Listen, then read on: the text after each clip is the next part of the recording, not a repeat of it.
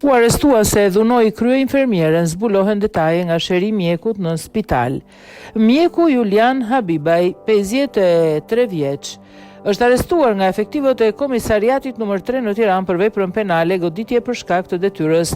Ai ushtronte detyrën në maternitetin Mbretëresha Geraldine dhe është kallëzuar nga kryeinfermierja e spitalit, e cila ka raportuar se pas një kërkese për të plotësuar një protokoll për një paciente, mjeku e ka kundërshtuar dhe ofenduar. Situata është përshkallëzuar dhe mjeku e kapi përfyti kryeinfermierën duke i shkaktuar shenja të dukshme dhune. Burimet bëjnë me dije se ndaj mjekut Habibaj kishte 11 shkelje disiplinore të regjistruara për sjellje të papranueshme brenda stafit, ndërkohë kjo është hera e parë që ai është kallëzuar në polici për veprime dhune.